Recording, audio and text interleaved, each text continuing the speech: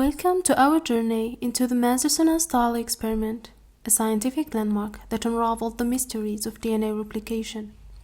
Madison-Stahl, a molecular biologist at the time, embarked on a quest to understand how our genetic code duplicates itself. Imagine DNA as a super tiny instruction manual that tells our bodies how to grow, develop, and work. Now, when it's time to make new cells, we need to copy this manual. That's where DNA replication comes in. It's like making a photocopy of the manual so that each new cell gets its own set of instructions. Now, imagine if you had to copy a really important note and you want to make sure it's perfect every time. That's what our cells do with DNA. They want to make sure the new copy is just right. DNA is like the boss giving orders to our cells. If the instructions are wrong, things can go wonky. So scientists like Madison-Stahl wanted to figure out exactly how this copying process works, to keep our instructions accurate and our bodies functioning properly. Before Madison-Stahl, there were a few ideas about how this copying happens. Some thought the original DNA stayed exactly the same, known as the conservative model, while others thought it got all mixed up, and that's the dispersive model.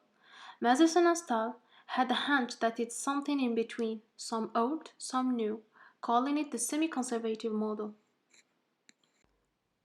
So, Madison-Stahl were like detectives investigating how DNA makes copies of itself. Imagine DNA as a recipe for building new, a unique combination of ingredients. Now the big question was, how does DNA copy itself accurately? They chose two special ingredients, like secret agents, N14 and N15. These are just different types of nitrogen, and they act as tags to help us see what's happening to the DNA. The choice of isotopes was strategic, as N15 is heavier than N14, creating indistinguishable bonds in the centrifuge tube. Next, they let these ingredients mix in with the DNA, like stirring the ingredients in a big bowl. Now, they use the centrifuge, a bit like super-fast spin cycle in a washing machine. They spin everything around really fast, and guess what? The heavy N15 marked DNA settled at a different level than the lighter N14 DNA. Let's dive now into the procedure carried out by Madison-Stahl. They initiated their experiment by cultivating bacteria for several generations in a medium containing only heavy nitrogen, N15.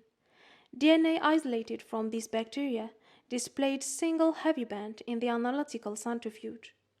Next, they transferred a portion of the culture to a new medium containing only light nitrogen, N14. After one generation, they observed a lighter band in the DNA isolated from these bacteria, with the heavy band absent. After two generations, they found two distinct bands of equal intensity, one matching the previous heavy band and a new lighter band.